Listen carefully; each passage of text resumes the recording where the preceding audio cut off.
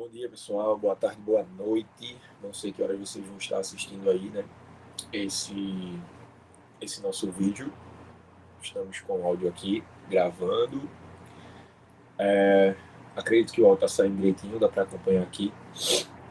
Então hoje, né, como eu falei para vocês, eu vou gravar uma aula sobre aspectos gerais, né, da geografia e da história de Pujuca. Vou repartir essas aulas em algumas aulas, né, para não ficar uma coisa muito extensa.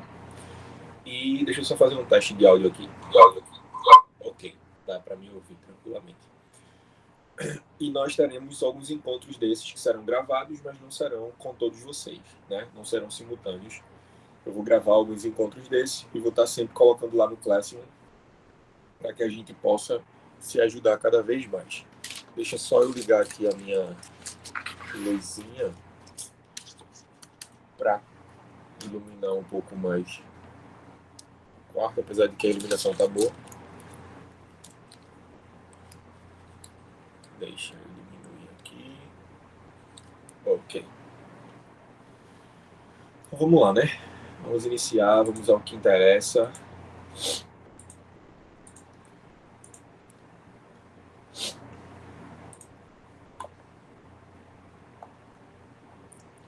Tela aparecendo, né? Perfeitamente aqui. Então, quando a gente inicia esse material do Atlas de Pojuca, né? Ele traz alguns aspectos gerais, algumas sugestões de aula, né? Porque esse Atlas ele foi feito para a galera da aula lá no município, né? O pessoal da aula lá no município. Então, ele traz algumas sugestões e algumas coisas que a gente vai pular. E nas páginas temáticas é o que mais nos interessa. Lembrando que alguns dados desses, né, estão desatualizados, portanto, nós precisamos ir atrás também, né, de dados mais atualizados. Então, a gente vai onde? A gente vai no Wikipedia, que tem alguns dados mais atualizados, né, do que os que estão no Atlas, beleza? Deixa eu voltar para o material. Quando tiver de voltar lá para o Wikipedia, a gente volta aqui e tudo certo.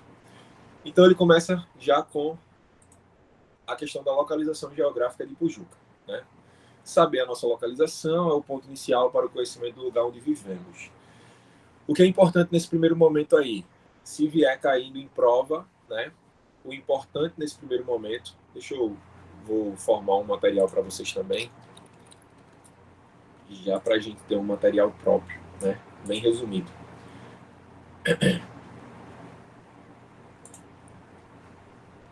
Ok.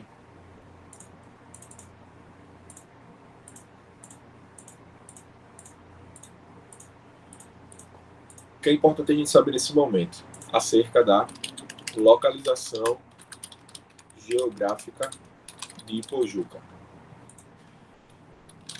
As fronteiras são importantes. A área de Ipojuca é extremamente importante, tá?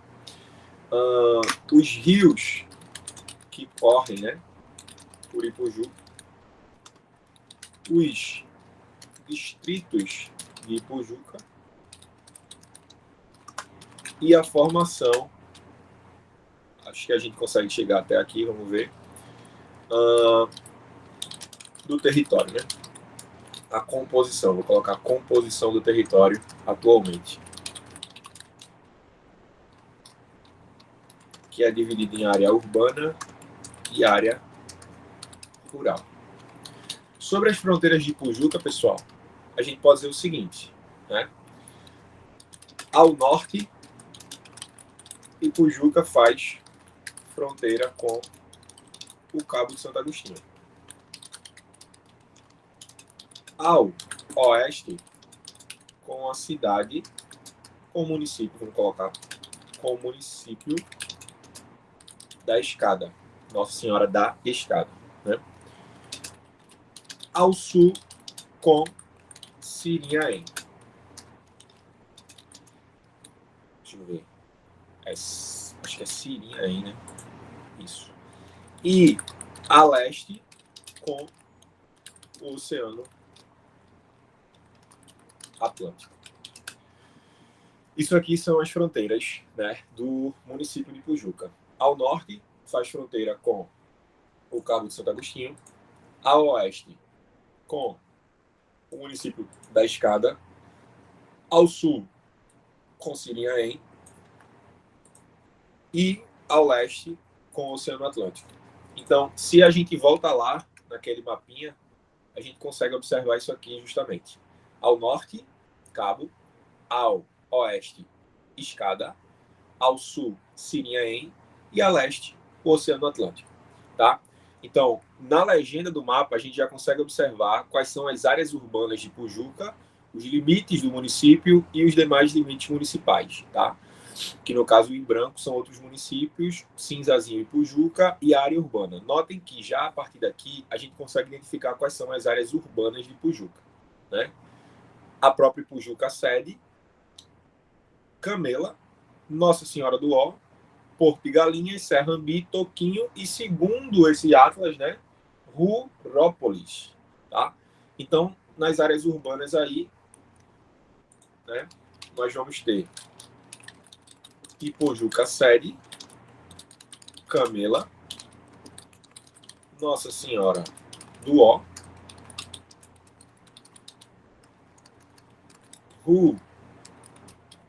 Rurópolis, eu acho que tá. Rurópolis, Porto de Galinhas, Serrambi e Toquinho. É isso? Ok. Então, essa é a parte, segundo o Atlas, é a parte urbana do município de Pojuca. Ok? Vamos lá, vamos seguir. Então, aqui, né, o resumo do que a gente viu lá. Pessoal, é o seguinte, começou o primeiro detalhe aqui importante. Segundo o Atlas, a área de Pojuca, a área do município de Pojuca é de 245 quilômetros quadrados. Aí o que é que eu vou colocar aqui para vocês não se confundirem. Se o edital pedir o Atlas, a gente vai pelo Atlas. Por quê? Porque a área é muito maior do que essa. Atualmente, segundo o IBGE, a área é muito maior do que essa. Mas a área do Atlas, vou colocar até assim, no Atlas, a área é de 245 quilômetros. Deixa eu ver se eu consigo colocar o quadrados, tá? No Atlas, lembrando aqui, ó, a área é de 245 quilômetros quadrados. Já, segundo o IBGE, a área do município de Pujuca é de, aí preste atenção aqui, ó. Vem para cá para o Wikipédia para olhar a área. Ó, área total aqui, 527.317 quilômetros quadrados. Isso segundo o IBGE, tá? Então, notem o seguinte, eu tenho aqui uma discrepância de dados, mas eu vou colocar o quê? Danilo, eu coloco qual dado, qual informação que vai aparecer lá pela bancada MTech? O dado do Atlas. Se ele pediu o Atlas, o dado do Atlas. Ah, Danilo, mas apareceu exatamente 527.317 quilômetros quadrados. E também apareceu 245 quilômetros quadrados.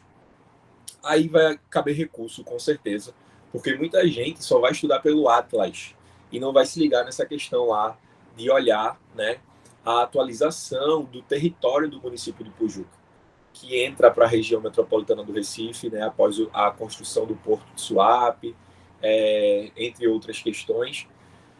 E aí a gente tem, né, não sei por que esse dado aqui de 245 quilômetros quadrados, não sei o que foi que o Atlas, quem desenvolveu ele, pensou. Não sei se pensou somente a região urbana de Pojuca e esqueceu o restante. Enfim, vamos seguir. Tá? E Pujuca em Pernambuco e no Brasil, pessoal. Ó, o município de Pujuca pertence ao estado de Pernambuco e faz parte da região metropolitana do Recife. Então a gente vai, né, a composição do território, a gente vai colocar justamente isso. E Pujuca faz parte da região metropolitana do Recife. Tem mais coisa, tá? Essa região, ela vai ser formada por Ipujuca, Cabo de Santo Agostinho, Jaboatão de Guararapes, Moreno, São Lourenço da Mata, Recife, Camaragibe, Olinda, Paulista, Abreu e Lima, Igaraçu, Araçoiaba, Ilha de Itamaracá, Itapissuma e Ilha de Fernando de Noronha. Sim, Fernando de Noronha faz parte da região metropolitana do Recife. Então, notem que a região metropolitana, ela vai do sul do estado, no caso, o município de Ipujuca está no sul, na Mata Sul, né? Está na região sul, né? Fazia parte da Mata Sul, agora faz parte da região metropolitana do Recife. É isso que nós estamos vendo agora, inclusive. Mas Ipujuca está no sul, enquanto o outro perímetro, né, da região metropolitana, o outro limite, vai lá para o norte. Ilha de Itamaracá, Itapissuma, Paulista, Abreu e Lima já está bem no norte de Pernambuco. Então, a região metropolitana do Recife é uma região muito extensa, que compreende todos esses municípios, tá? O município é formado por uma cidade, que é a área urbana, e pela área rural, que são as fazendas, as comunidades rurais, os engenhos, as vilas, tá? Então, nós temos aí, no município de Ipujuca, a parte urbana, que nós já vimos lá, inclusive, quais são as cidades, né? Principalmente Camela, Nossa Senhora do Ó, e Ipujuca Sede, né? E a parte rural, os engenhos, né? As usinas geralmente estão entre a parte urbana e a parte rural, tá? De acordo com o IBGE, os municípios se organizam em micro-regiões e mesorregiões, que nós vamos ver, tá? No caso do município de Ipujuca, o município faz parte da região nordeste do Brasil. Então, aqui, ó, faz parte da região nordeste do Brasil e da micro-região, né? Perdão, da mesorregião metropolitana do Recife, que no caso é a de cima. Metropolitana do Recife. Mas ainda tem uma característica de Ipujuca, tá? Que no caso é a característica do complexo ali de Suape, né? Sendo essa uma das 5 mesorregiões que compõem o estado de Pernambuco. Né? Aí uma característica mais geral de geografia para Pernambuco, que geralmente é cobrado em prova para a Polícia Militar, né? Mesorregião de São Francisco pernambucano, mesorregião do Sertão pernambucano, mesorregião do Agreste pernambucano, mesorregião da Zona da Mata pernambucana, que foi de onde Ipujuca saiu, e pode ser que a prova queira confundir você justamente nesse sentido, dizer que Ipujuca faz parte da mesorregião da Zona da Mata, não, é da mesorregião metropolitana do Recife, tá? E aí nós temos, além, né, dessas mesorregiões, nós temos as micro-regiões. Qual é a micro-região de Ipujuca, Danilo? A micro-região de Ipujuca é a micro-região de Suape. Micro-região de Suape. Acho que dobra o R. Que compreende o Cabo de Santo Agostinho e Ipujuca, tá? Então, ó, o município de Ipujuca, juntamente com o município do Cabo de Santo Agostinho, integram a micro-região de Suape. Isso aqui, pessoal, com certeza vai cair em prova, tá? Ipujuca faz parte da região metropolitana do Recife, faz parte da região Nordeste, né? Deixa eu colocar aqui. Faz parte da mesorregião, né? Porque aí já fica aqui em cima para não ficar repetitivo. Da mesorregião metropolitana do Recife.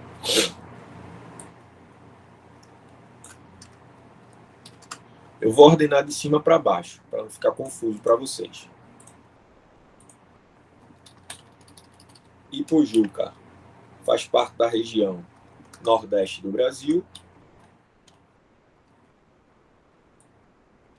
da mesorregião metropolitana do Recife e da micro-região de Suape, que compreende o Cabo de Santo Agostinho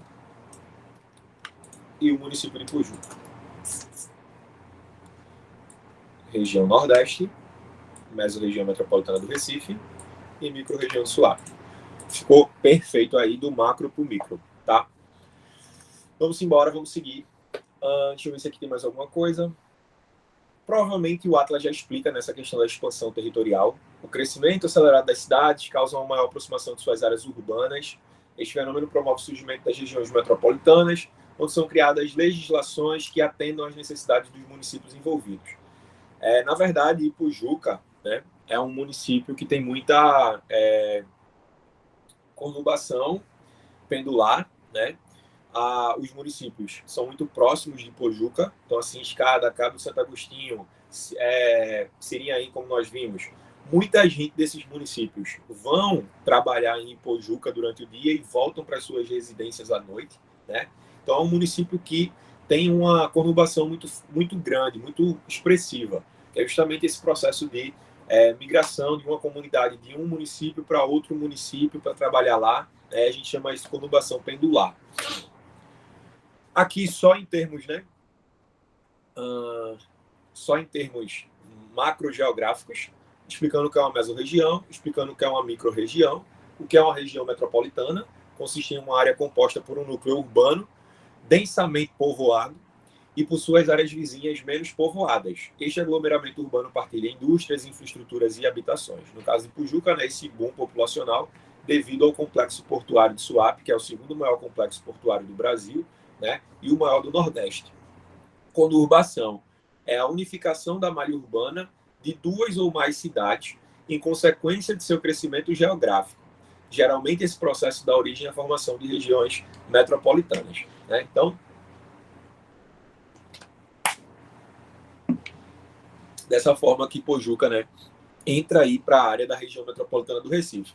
Como vocês podem ver aqui no mapa, Ipojuca é o último município aqui, ó, ao sul, né? A gente tem também Vitória entrou também, né, recentemente, Vitória de Santo Antão. Mas a gente tinha até o Cabo de Santo Agostinho como região metropolitana.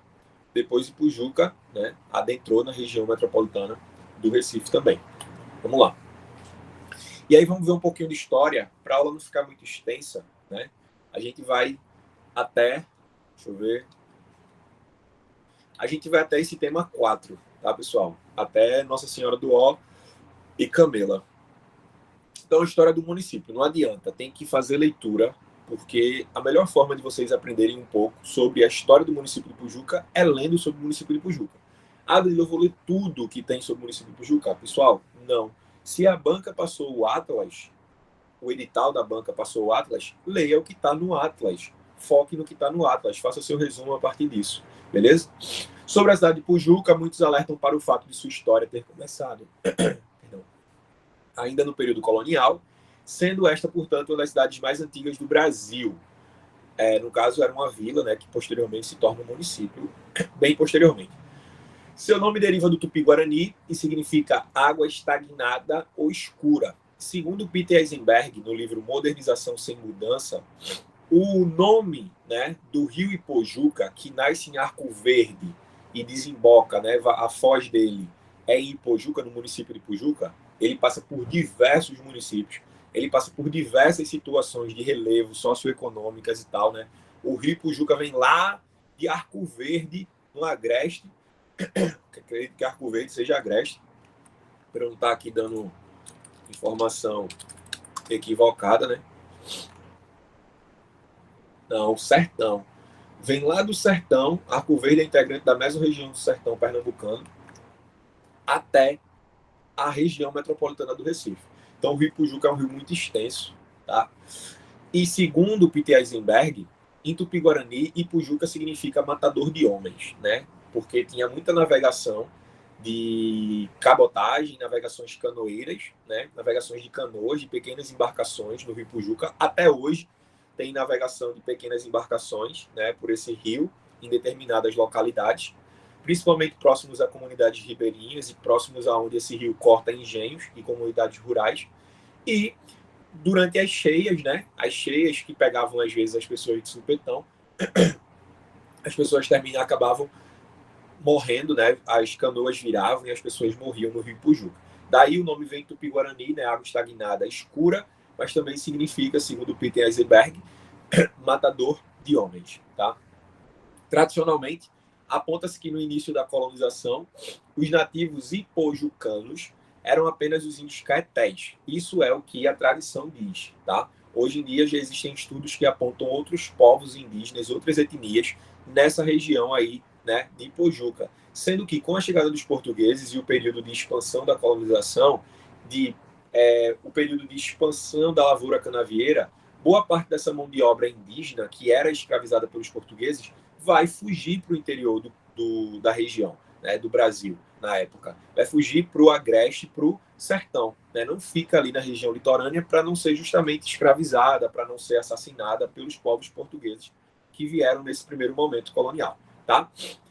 Os caetés, em grande parte, né, expulsos e exterminados pelos colonizadores portugueses, empreitada que foi iniciada por Duarte Coelho, o primeiro capitão donatário de Pernambuco, no auxílio da implantação de Seis-Marias na região, né, que são pequenas propriedades latifundiárias, as Seis-Marias, doadas pelo Duarte Coelho. Tá? Então foi assim que os portugueses se estabeleceram em Pojuca. Alguns portugueses recebem Seis-Marias, pequenas médias propriedades de terra para instaurar a lavoura canavieira, né, um engenho de cana-de-açúcar. Chegam lá, entram em conflito com os povos indígenas, provavelmente nesse primeiro momento da colonização, ainda no século XVI. Esses povos indígenas, alguns resistem, outros fogem para não morrerem nem serem escravizados. E as comunidades, né, rurais vão sendo formadas ali com base na exploração da cana-de-açúcar, da escravidão africana e da escravidão indígena também, né, dos indígenas que foram escravizados nessa região. Vários artefatos arqueológicos desse período já foram encontrados, comprovando que havia uma grande diversidade de conhecimento em meio aos povos nativos que aqui habitavam. Né? Pesquisas que foram feitas pela Rural, pela UFRPE, pesquisadores da Rural, na verdade, né, em parceria com a Petrobras, na área da refinaria Abreu e Lima, que é o nome da refinaria lá da região de Suape, apontam que existiram, olha, rapidinho, pessoal, rapidinho.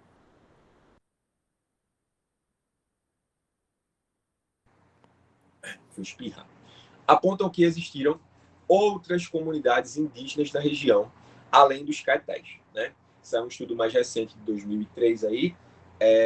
Então, tem outras comunidades, não somente os caetés. Só que os povos caetés, que são tupi-guarani, né, eles são do filolinguístico tupi-guarani, eles habitavam a maior parte do litoral nordestino, principalmente pernambucano, né, nesse período aí colonial. Século XVI, pessoal. 1534, 1540, 1550, né, que é o período que os portugueses estão promovendo a colonização dessa região.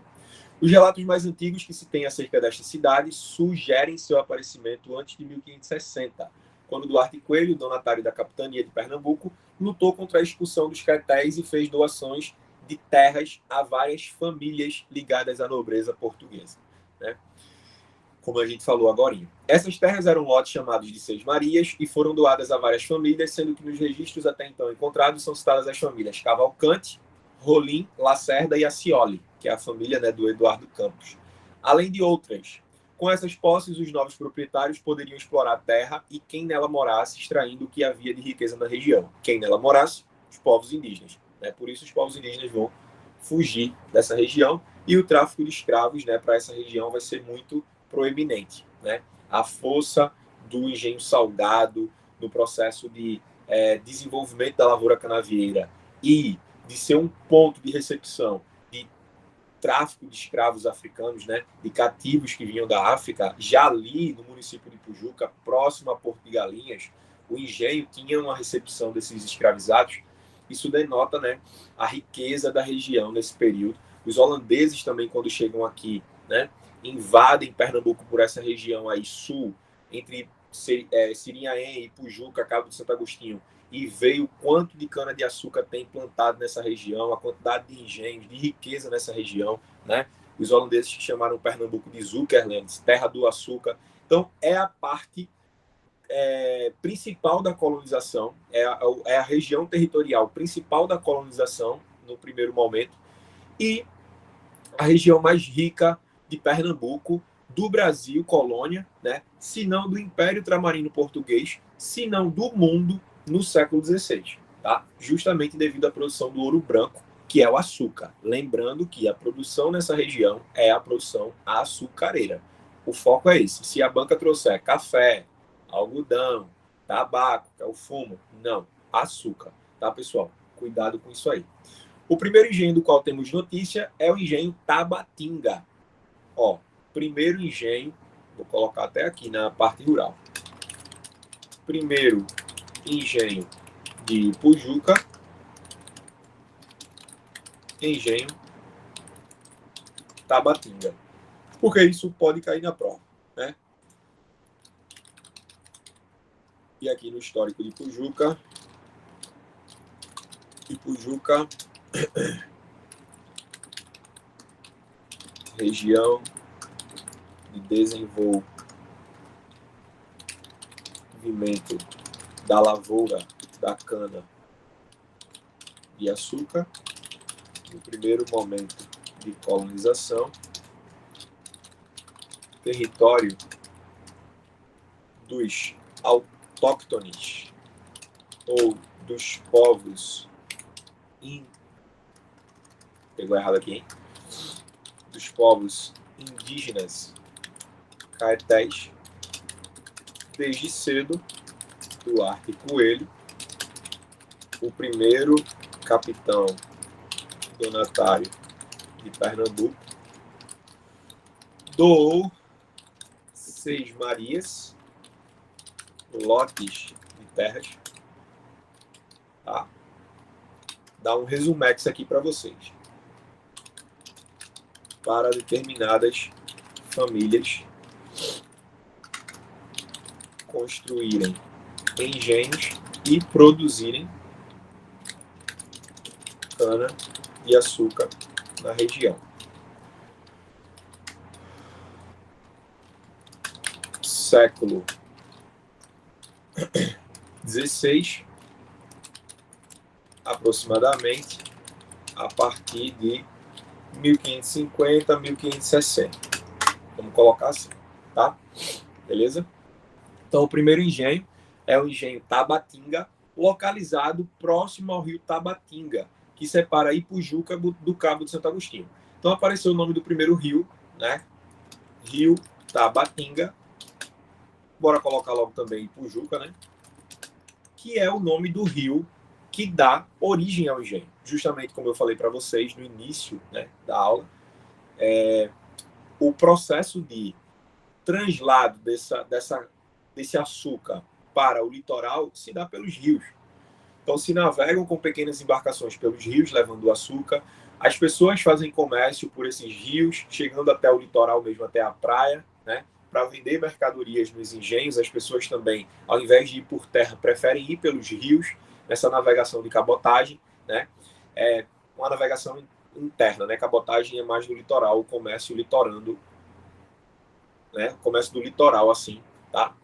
Então, a gente tem muitos engenhos justamente com o nome desses rios. O próprio município leva o nome de um rio, né?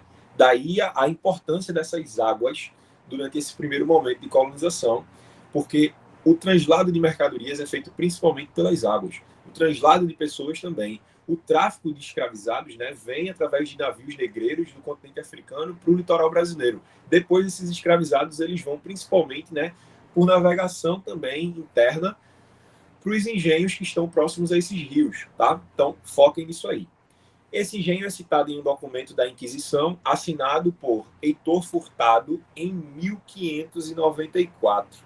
Né? Então, a primeira vez aí que o engenho Tabatinga apareceu num documento.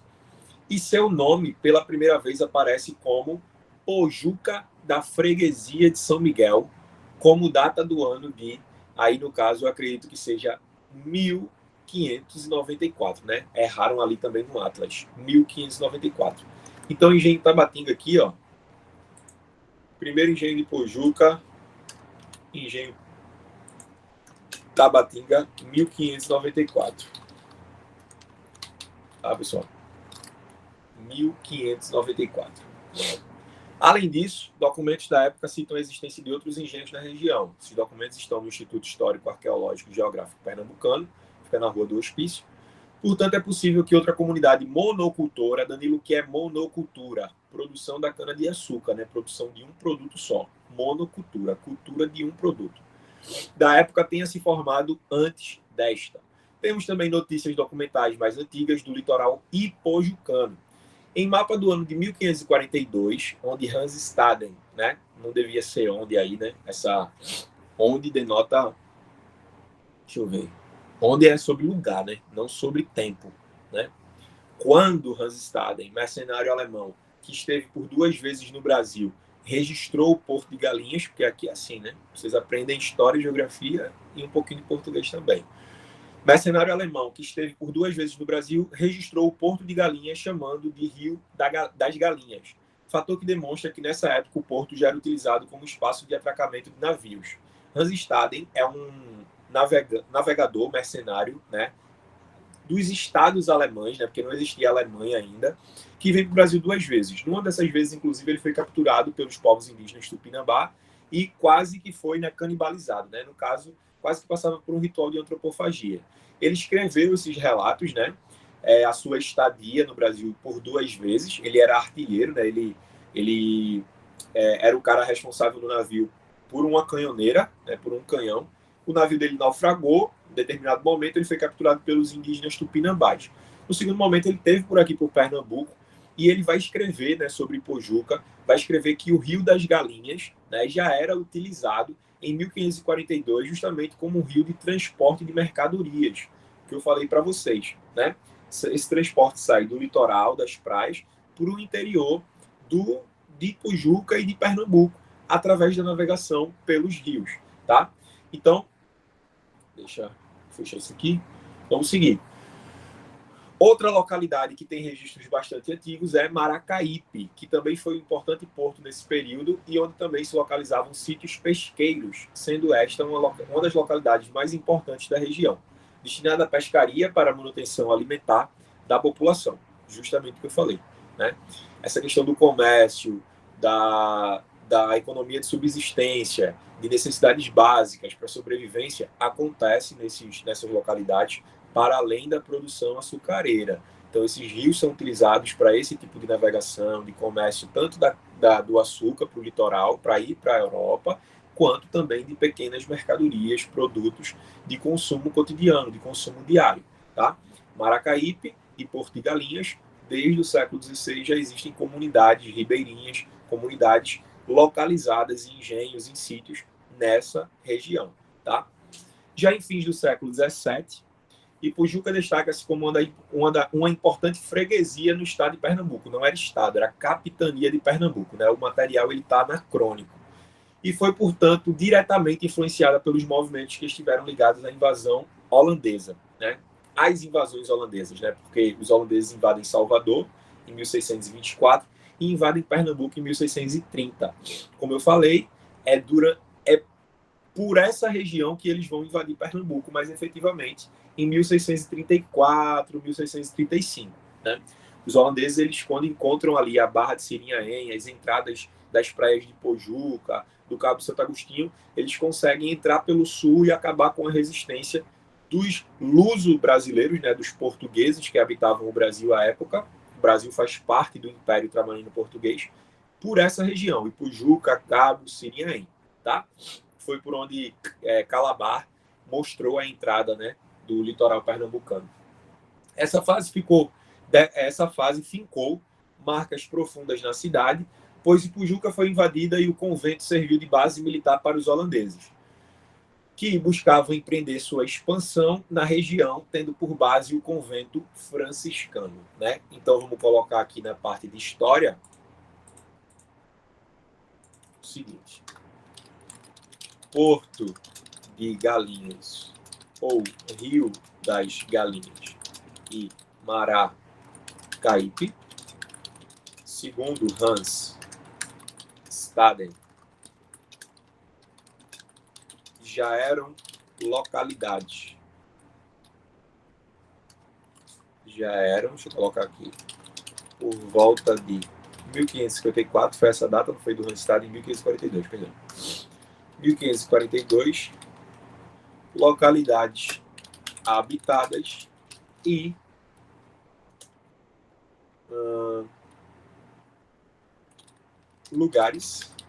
lugarejos, onde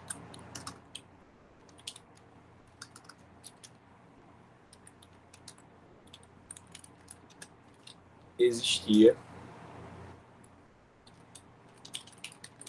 um comércio marítimo local, né? Populações ribeirinhas e de sítios. Durante o período das invasões holandesas, Ipojuca foi cenário crucial da invasão dos flamengos. Os holandeses podem aparecer também no material como flamengos, tá, pessoal? Na prova.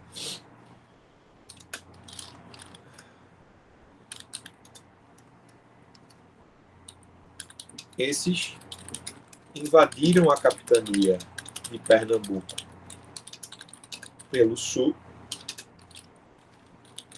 chegando a tomar o convento dos franciscanos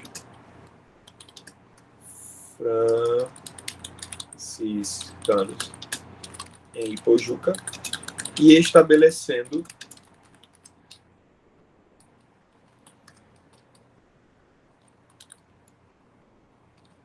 a partir de lá um movimento invasor contra a resistência portuguesa, tá?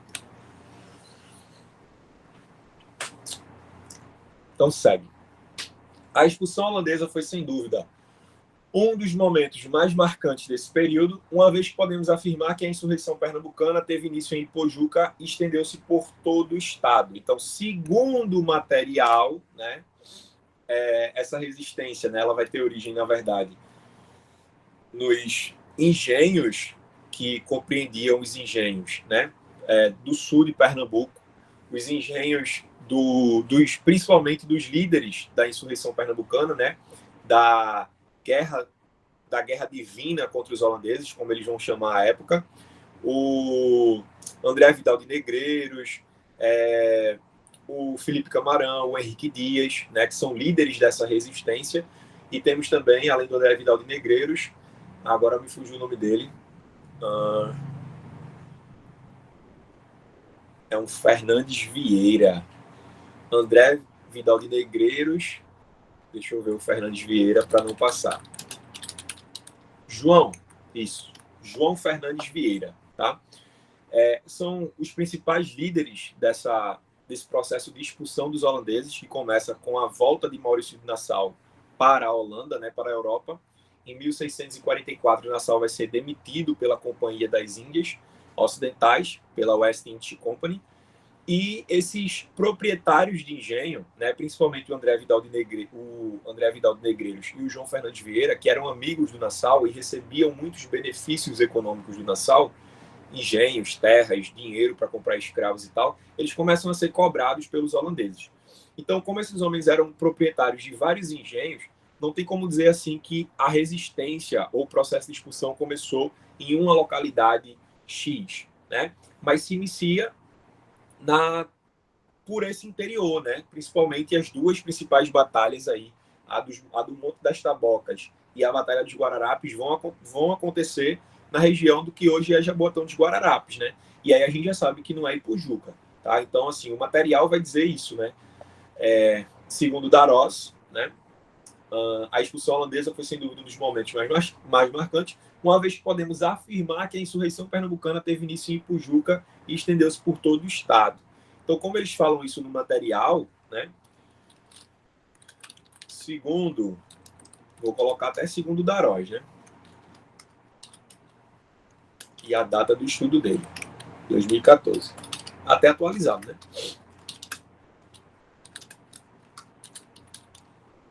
A expulsão dos holandeses teve início nos engenhos ipojucanos. Vou colocar assim, né? Porque a prova vai cobrar vocês o que o Atlas pede, né? A banca da MTEC, ela não vai estar comparando o Atlas com a historiografia brasileira, né? Com o Evaldo Cabral de Mello, que é o principal autor sobre obras desse período, ou, né, com outros estudiosos, Gilberto Freire, acho que o nome dele é João Antônio Gonçalves de Melo. A galera não vai ficar comparando com outras obras, vai pedir o que está no Atlas, beleza? Então, segundo o Atlas, a insurreição pernambucana, que é o movimento de expulsão dos holandeses de Pernambuco, né, teve início em Ipujuca, né, segundo um estudo de Darós em 2014. Durante a expulsão holandesa, destacou-se um importante membro ipojucano de nome Amador Araújo, nascido na província do Minho, em Portugal, portanto ele é um luso brasileiro, né? Ele morava no Brasil, mas ele nasceu em Portugal. Destacou-se um membro importante ipojucano de nome Amador Araújo, nascido na província do Minho, em Portugal. Amador foi um destacado senhor de engenho de Ipujuca, tendo possuído as terras dos engenhos Guerra e Tabatinga após a invasão holandesa. Ele soube perceber o momento exato para colocar-se ao lado holandês e foi líder da revolta em Ipujuca que desencadeou a insurreição na capitania de Pernambuco, né?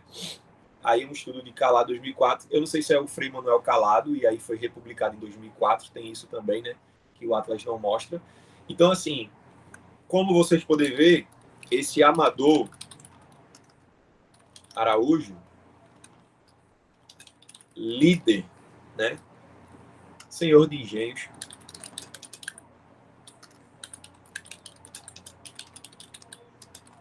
Engenho Guerra e Tabatinga, isso ele recebe após a invasão dos holandeses, ou seja, os holandeses invadiram, os proprietários, provavelmente, do engenho Guerra e Tabatinga fugiram ou foram presos, assassinados, e aí os holandeses, os próprios holandeses, passam a propriedade do engenho Guerra e Tabatinga para o Amador Araújo. No primeiro momento, ele é aliado dos holandeses, quando Maurício Nassau vai embora daqui, ele se contrapõe aos holandeses, tá? Tá passando aqui um carro, deixa eu tirar o áudio rapidinho.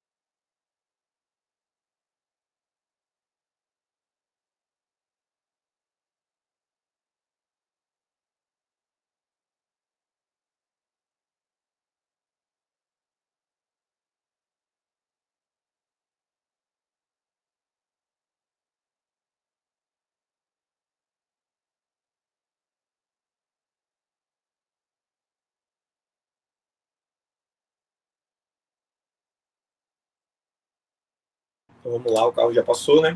Amador Araújo, senhor de engenhos em Pujuca, engenhos de Guerra e Tabatinga, num primeiro momento aliado dos holandeses, depois líder da resistência pernambucana em Pojuca contra os holandeses. A insurreição pernambucana, pessoal, é igual ao movimento de expulsão dos holandeses do norte do Brasil colônia, no caso, né, no nosso caso, né, de Pernambuco, tá? Vou colocar a história mesmo. Vamos lá. Tem mais coisa, né? Nesse momento, pela primeira vez na história do Brasil, foi pronunciada oficialmente a palavra pátria em terras do engenho Camelinha, hoje Camela. Com cerca de 400 homens, Amador apoiou a revolta ao lado do governador de Pernambuco e faleceu antes de assumir a capitania do Maranhão. É o que ele